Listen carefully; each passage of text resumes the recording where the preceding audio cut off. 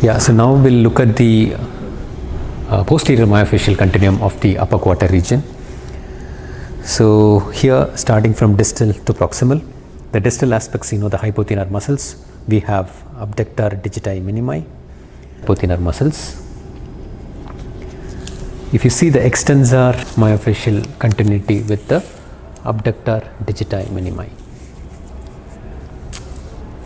So there is a myofascial connection between the extensor digiti minimi with the abductor digiti minimi. There is a continuum between these two muscles.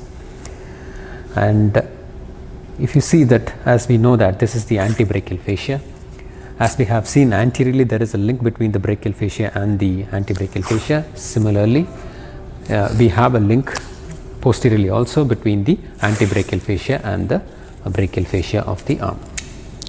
Biceps inserts at the olecranon. So where the brachial fascia here, which envelops both the triceps and the biceps, is in continuum with the antebrachial fascia, which envelops the forearm musculature. So that there is a link between the triceps and the forearm musculature. Okay, so now this deltoid is in continuum here. So this trapezius and the deltoid forms a trapezio-deltoid complex. So it is very difficult to separate these two muscles. Infraspinatus muscle is surrounded by or enveloped by the infraspinatus fascia, which is called as the aponeurotic fascia, where it offers attachment to a lot of muscles of with the upper trapezius. Your deltoid has some connection to the infraspinatus fascia.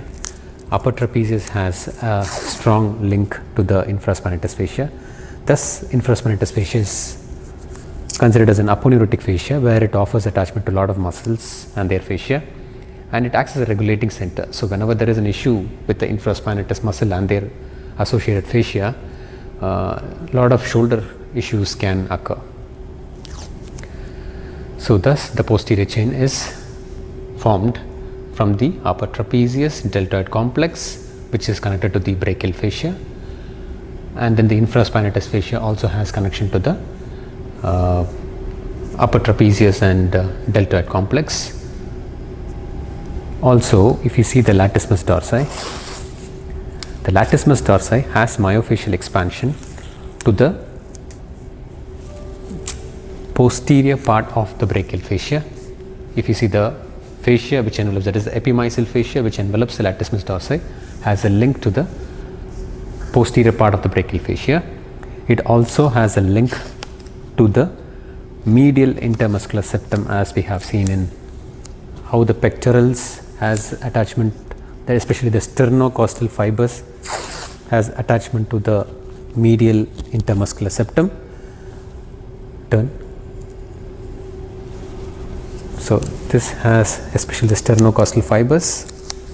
There is a myofascial expansion to the medial intermuscular septum, which is nothing but the reinforced brachial fascia. Same way, the latissimus also not only have connection posteriorly, it also has connection to the medial aspect from the lateral aspect. So latissimus has connection to the medial intermuscular septum,